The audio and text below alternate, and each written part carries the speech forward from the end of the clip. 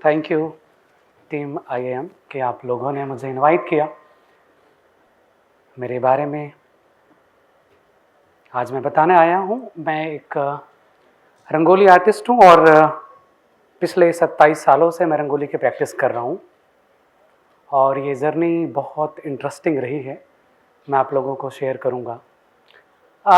कल की बात है, जब बातचीत चल रही थी कि मैं अपने बारे में कुछ बताऊं तो क्या कुछ लाइन होना चाहिए।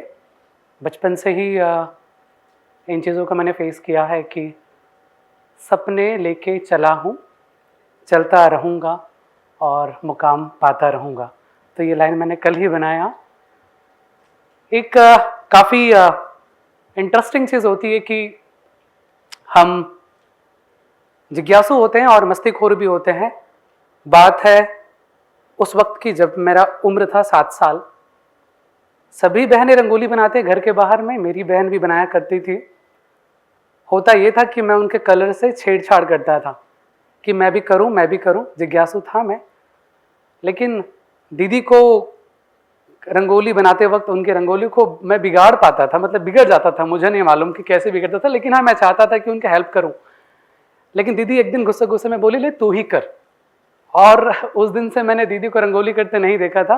3 साल पहले मेरी शादी में जब दीदी चौक पुर रही थी तब उनको मैंने देखा रंगोली करते, क्योंकि वो रिस्पॉन्सिबिलिटी अब मेरे हाथ पे थी कि मुझे घर के बाहर रंगोली करनी है। वो फुल पत्ती वाली रंगोली, फिर ट्रेडिशन को जानना, उस पर रंगोली करना, फिर लैंडस्केप बनाना, पोर्ट्रेट्स बनाना, हाइपर रियलिज्म, और अब मैं 3D रंगोली भी करता हूँ। तो ये पल था। एक और ऐसा पल था जब छत्तीसगढ़ी त्यौहार में एक पोरा त्यौहार मनाया जाता है। तो मेरे पिताजी कारपेंटर, तो उनके हथौड़ी खीला को मैं लेके अपने नांदी बैला को मैंने एक बांस के ट्रैक में चलाने की कोशिश किया कि सारे मोहल्ले के बच्चे एक पूरे गांव को, एक शहर को ऐसा घूमते हैं खेलते खेलते खेलते खेलते। मैंने कहा कि मैं ये काम नहीं करूँगा यार, मैं घर में बैठ के ही नांदी बैला को चलाऊंगा ट्रैक पे। तो वो मैंने किया। हुआ ये कि पिताजी का हथौड़ी मुझसे गुम हो गया।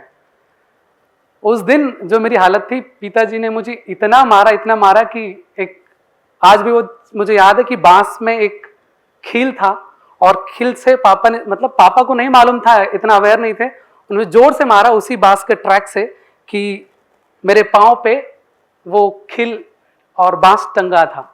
मुझे वो याद आया कि मुझे पिताजी मारे नहीं हैं, शायद मैं जिज्ञासु था और मुझे आर्ट करके, क्राफ्ट करके मैं पिताजी का जो हथौड़ी है वो मैंने घुमा रखा है। तो अब मुझे वैसा नहीं करना है। लेकिन उस बात को मैं याद करता हूं कि हमें जिज्ञासु होना बहुत बड़ी बात है। वो भूख है एक इंसान में, वो होनी चाहिए। वो हमेशा, मैं हमेशा कहता हूं ईश्वर से कि आप मुझे जीवन में जितनी हो सके चुनौती दे, and terms and condition apply, कि उस चुनौती को सामना करना और उसको पूरा करने का भी शक्ति मुझे ज़रूर दे। तो ये मैं अपनी मन की बात बताया कि मैं जिज्ञासु था। जिज्ञासु होने के बाद जब मैंने इन चीज़ों को आगे होते देखा, तो जब मैं 4th 5th क्लास में था, मेरे क्लासमेट के लड़कियां का ग्रुप था और वो क्लास के जैसे बाहर थे और मैं रंगोली कंपटीशन में बैठा था स्कूल में। एक लड़की ने कहा कि अरे ये क्या, लड़कियों वाला काम तू कर रहा है। वो ग्रुप मुझे आज भी याद है, 4-5 लड़कियों का ग्रुप। मैंने कहा कोई बात नहीं। और हुआ ये, 3 दिन बाद जब अनाउंसमेंट हुआ स्कूल में तो मुझे फर्स्ट अवार्ड मिला, रंगोली में फर्स्ट आया। सो हैप्पी दैट डे, मुझे आज भी वो दिन याद है। 4 साल पहले की बात है, मैं मम्मी को लेके गया एक हॉस्पिटल में। एक लड़की का आवाज आया कि ये देख रहे हो, ये वही प्रमोद है जो न्यूज़पेपर में आता है, जो टीवी चैनल्स पे आता है, जो यूट्यूब में आता है। जब मैं पीछे पलट के देखा, उस वक्त मेरी माँ मुझे ऐसे हाथ पे हाथ मिला के इशारा कर रही थी कि पीछे तुम्हारा नाम ले रही लड़की कौन है, देखो। मैं पलटा तो मुझे वही वो दिन, वो जगह याद आ गया स्कूल का, कि उनमें से वो एक लड़की थी जो मुझे ये कही थी कि ये क्या, लड़कियों वाला काम लड़का कर रहा है। तो काफ़ी इंटरेस्टिंग था ये वो दिन, वो हॉस्पिटल का, कि मैं मम्मी को हॉस्पिटल लेके गया हूँ, कुछ प्रॉब्लम्स, और वो मोमेंट बहुत स्माइली सा हो गया, मम्मी को भी अच्छा लगने लगा कि ये कुछ तो अलग ही हो रहा है। बात आती है लक्ष्य की। मैं अपने दोस्त के चाचा के बारात में गया था, एक अपरिचित व्यक्ति से मुलाकात हुआ और हम एक दूसरे की मन की बातों को टटोलने चालू किए। मैं उस वक्त महज 8-10 साल का रहूँगा, बहुत छोटा था मैं जब मैं बारात गया था। उसने कहा था कि मैं अपने जीवन में एक काम जरूर करूंगा कि मैं नमक से हीरा बनाऊंगा। उसके बाद उससे मैं नहीं मिला था। मैंने जिज्ञासु होकर उसको रिप्लाई किया, मेरा हर काम मेरे राज्य के लिए होगा। मैंने वो ठान लिया कि मैं रंगोली करूं, पेंटिंग करूं, इस फील्ड में मैं जो भी रहूं अपने राज्य के लिए करूं, राष्ट्र के लिए करूं। तो मैंने आर्ट में ही, जब आर्ट फेस्टिवल्स में मैं गया, यूथ फेस्टिवल में गया, जैसे कि मैंने 11 में मैं था उदयपुर राजस्थान में, फिर मैंगलोर में था यूथ फेस्टिवल, फिर मैं तेजपुर गया, गुवाहाटी गया। ऐसे इंडिया के लगभग 19 यूथ फेस्टिवल में इंडिया स्टेट को मैंने रिप्रेजेंट किया। तो वहाँ मैंने देखा कि वहाँ के जो युवा हैं अपनी मातृभूमि के प्रति कितने प्रेमी हैं, अपने कल्चर को अपने साथ में रखे हैं, अपनी बातों पे, अपने जीवन सार पे वो एहसान नहीं कर रहे हैं, वो जी रहे हैं। जीना बड़ी बात है। यस, तो मैंने कहा कि मैं अपनी मातृभाषा को, अपनी मातृभूमि को, जो भी है मैं अपने आप को अर्पित कर सकूं, मैं वो करूंगा। तो मैंने अपने काम पे अपनी संस्कृति को, अपनी परंपरा को, अपनी भाषा को, लोगों को, उनकी भावनाओं को, उनकी शालीनता को, उनकी पहनावे को मैं व्यक्त करता हूं और प्रदर्शित करता हूं। मेरी प्रस्तुति लास्ट ईयर मैंने दुबई में किया और उसके 1 साल पहले शिकागो में, और 17 में मैं सोची रशिया में परफॉर्म किया रंगोली। तो ये रंगोली है, इस रंगोली का नाम है, थैंक यू,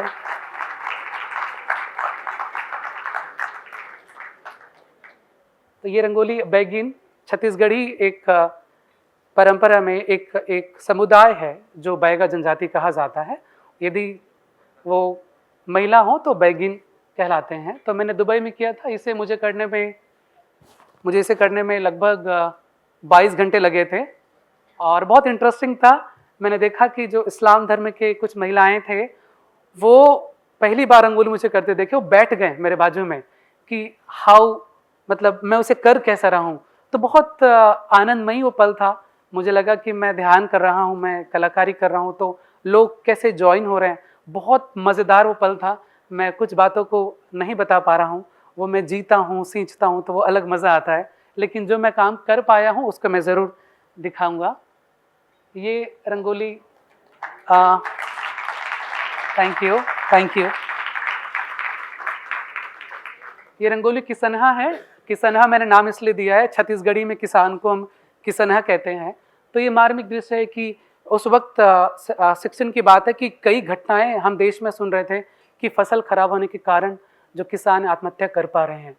तो वो कुछ इमोशंस थे, वो मैं पोर्ट्रेट के ज़रिए ही मैं वो दिखा पाता हूँ। एक मेरा मित्र है, वो देहरादून से, उनकी फ़ोटोग्राफी थी, तो मैंने उनसे परमिशन लिया कि प्लीज़ मैं इस फ़ोटो में मैं अपने थॉट्स को देख पा रहा हूँ और देश में जो चल रहा है वो देख पा रहा हूँ। तो मैं उनसे परमिशन लिया और मैं रंगोली किया। इसे मुझे करने में 31 आवर्स लगा था। बहुत ही इंटरेस्टिंग ये पल था पुणे में। उस वक्त की बात है कि जब टैटू फेस्टिवल था, वहाँ पे लोग परमानेंट टैटू बना रहे थे। इंडिया के top most more than 200 tattoo artist थे और मैं इकलौता रंगोली आर्टिस्ट था। और इस रंगोली को मैं, मतलब मेरे दिल से बहुत कुछ जुड़ा हुआ है। मेरे पास टाइम का लिमिटेशन है, इसलिए मैं आगे बढ़ूंगा। लेकिन मैं बोल सकता हूँ कि लाइफ का ये वो पल था जो जीवन भर मुझे याद रहेगा। शायद उस दिन मुझे लगा था कि मैं बहुत अमीर व्यक्ति हूँ, मैं बहुत अमीर हूँ, मुझे बहुत प्रेम मिलता है, बहुत प्यार मिलता है मेरे कलाकारी करने के बाद। तो वो दिन था कि 9 रात के बज चुके थे, उस डे का क्लोजिंग था। आर्टिस्ट सभी झूम उठे थे मेरे आसपास। वहाँ के जो लैंडलॉर्ड थे उस लॉन को खाली कराने पे तुले थे। उन्होंने मुझे टाइम मांगा, मैंने कहा 1 घंटा। फिर बाजू मेरे टीम या फिर और भी लोग थे, उन्होंने बोला कि नहीं 2 घंटे बाद ये खाली होगा जगह। फिर वो होते होते रात के 1 बज गए थे। वो वहाँ के जो ऑनर थे, मान के चलिए वो गन लेके हमारे पास आके खड़े थे कि ये क्या चल रहा है, ये कब खत्म होगा। तो लगभग 200 लोगों की टीम थी जो मुझे घेर के रखी थी, जब तक प्रमोद रंगोली कंप्लीट नहीं कर तब तक हम टस से मस नहीं होंगे। लगभग पुलिस भी आने वाले थे। तो कुछ देर में रात के लगभग 1:30 बजे थे और मेरा रंगोली कंप्लीट हुआ और ये रंगोली था। और जस्ट थोड़ी देर बाद मैंने रंगोली मिटाया। कई ऐसे लोग थे वहां पे जो रंगोली मिटाते मुझे मतलब उन लोग वो रोए, मैं रंगोली तो मिटा रहा था। लगभग 31 घंटे की रंगोली और उसके बाद मिटाना पड़ता है। ये हमारी जीवन है, हम हर दिन हर पल हम अपने आप को संवारते हैं, सुधारते हैं। पता है हमें एक दिन मिट जाना है। तो यही है रंगोली और यही है प्रेम। ये रंगोली चंदयनी, ये मैंने लगभग 37 आवर्स बिताए थे। कटनी एमपी में रंगोली किया था 2018 में। ये रंगोली मैंने शिकागो में किया था, ये विंड सिटी कहते हैं। बहुत हवा चल रहा था, हवा अपने मैंने बॉडी से रोक के रंगोली कंप्लीट किया था। ये 2013 में मैंने किया था शिकागो में। सियानिन रंगोली, मैं सभी रंगोली के नाम उसमें देता हूँ। सियानिन हम कहते हैं जो लेजेंड, मतलब जो घर के मुखिया होते हैं उन्हें कहते हैं। रांची में मैंने किया था 2019 में। सुरहुत्ती, ये रंगोली मैंने सोची रशिया में किया था 17 में। और दीपावली को हम छत्तीसगढ़ी कल्चर में सुरहुत्ती कहते हैं। जिम्मेदारी ये टाइटल इसलिए है कि जब मैं 2008 में मैंने फेस किया कि पिताजी का जो इनकम है वो 3,000 रुपये। जब मैंने सोचा कि मुझे आर्ट एजुकेशन करना है तो लगभग मुझे महीने के 10,000 खर्च आ रहे थे। मैंने सोचा कि ये आर्ट एजुकेशन मुझे करना बहुत मुश्किल होगा। स्कॉलरशिप का इशू था, कई चीज़ें हमने फेस किया, लेकिन हुआ ये कि हमें जिम्मेदारी लेनी होगी खुद की। मैंने रायपुर में रह के ही 2D एनिमेशन का कोर्स किया, उसकी फ़ी 52,000 लगभग थी। मैंने स्कूल के प्रोजेक्ट्स बनाए और कॉलेज के प्रोजेक्ट बनाए, आर्ट वर्क्स के महीने के 4,000 5,000 कमाना किया मैंने। फिर उस फीस पे किया। फिर मैंने सोचा कि ये जो एजुकेशन मैंने लिया है 1 साल में, क्यों ना मैं इसे बांटूँ। और मैंने 2014 में एक आर्ट इंस्टीट्यूट ओपन किया, छपाक आर्ट फाउंडेशन। और मेरा गोल था कि वो एजुकेशन क्वालिटी आर्ट एजुकेशन होना चाहिए जिसे लोग लर्न कर सके। यदि कोई बच्चे के पास फ़ी वो नहीं पे कर सकता है, कोई बात नहीं, उसे 100% फ़ी ऑफ होना चाहिए। तो वो मैंने और मेरी टीम ने पिछले 11 सालों में लगभग 1,000 से ज़्यादा स्टूडेंट्स को हमने पढ़ाया है रायपुर में। उनमें से लगभग 100 इसी फील्ड में काम कर रहे हैं। इंडिया के बड़े बड़े इंस्टीट्यूट में वो पढ़ रहे हैं और जॉब कर रहे हैं। फिल्म पद्मावत, फिल्म काजी राजी और कलंक में भी कॉस्ट्यूम डिज़ाइनर जो रहे हैं वो हमारे स्टूडेंट रहे हैं। और ऐसे रायपुर के लगभग 40 प्राइवेट स्कूल्स हैं, वहाँ पे आर्ट टीचर के रूप में वो काम कर रहे हैं, उन्हें सैलरी मिल रहा है। मतलब वो अपने सपने पूरे कर पा रहे हैं। तो मुझे लगता है कि मैं भी अपना सपना पूरा कर पा रहा हूँ। तो ये हमने स्टार्ट किया था आर्ट एजुकेशन को लेके। और सस्टेनेबल डेवलपमेंट गोल्स यूएन का एक टारगेट है 17। तो मेरा ऐसा मानना है कि क्यों ना मैं उसे आर्ट के ज़रिए लोगों तक पहुंचा पाऊं कि SDGs गोल्स को, जो 2030 तक के गोल्स हैं, तो उनमें हमने कुछ काम किया है। ये मेरा मैंने कहा कि NGO है छपाक, तो ये लास्ट ईयर ही अपग्रेड हुआ है। ये नालंदा परिसर के बाजू में ही है। यदि आपके आसपास में ऐसे लोग हों जिनको आर्ट एजुकेशन में जाना हो, लर्न करना हो, और यदि वो फीस नहीं पे कर रहे हैं, तो वेलकम टू छपाक। या ये छत्तीसगढ़ी महतारी भाखा माँ लिखबो पढ़बो बोलबो, ये रंगोली है 3D रंगोली। हमारी टीम ने इसे किया था 2015 में। जो SDGs का गोल है क्वालिटी एजुकेशन, अगेन गोल 14 पे हमने काम किया है। ये पहाड़ी मैना है, राज की पक्षी, छत्तीसगढ़ राज्य की। तो उसमें एक टाइटल है कि जियत हाँ रे जिया लो, कि मैं जी रही हूँ अभी सिर्फ घायल हूँ, मुझे आप लोग जिंदा रख सकते हैं यदि इसका सही तरीके से हम संवारें, इसको हम एजुकेशन सिस्टम पे लेके आएँ, हमें अपने जीवन पे लेके आएँ। ऐसा कहा जाता है कि प्राथमिक जो शिक्षा है वो मातृभाषा में होना चाहिए। वैसे ही जैसे माँ का शुरुआती 6 महीने का दूध वो इतना प्रगण्य, इतना ताकतवर होता है कि एक बच्चे को बहुत स्ट्रॉन्ग बनाता है, तो वैसे ही हमारे एजुकेशन सिस्टम में मातृभाषा होता है तो बहुत स्ट्रॉन्ग होता है। सेम चीज़ें अब्दुल कलाम साहब ने बोला है, सेम चीज़ें महात्मा गांधी जी ने बोले हैं, सेम चीज़ें रविन्द्रनाथ ठाकुर जी ने बोले हैं। और वर्ल्ड के ऐसे नामचीन लोगों ने, आम लोगों की मैं बात नहीं कर रहा हूँ, मैं खास लोगों की बात कर रहा हूँ, क्योंकि उनकी मातृभाषा में शिक्षा होती है, इसलिए वो स्ट्रांग हो पाते हैं।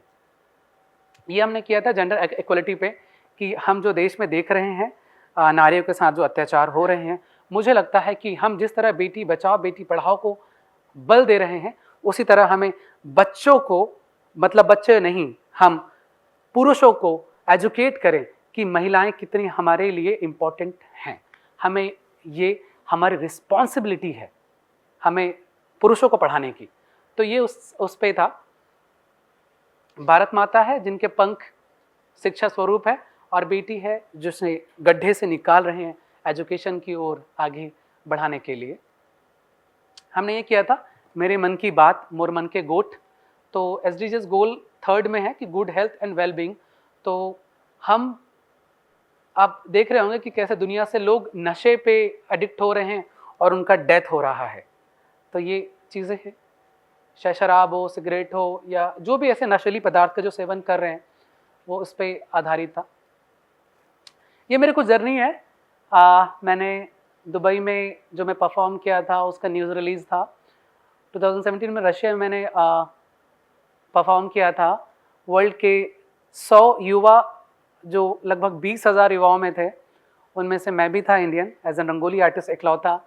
तो वो हम थे यूथ फेस्टिवल में शिकागो, और न्यूयॉर्क में मैंने लाइव स्केच किया था। तो ये मेरा कुछ खास पल है जीवन का।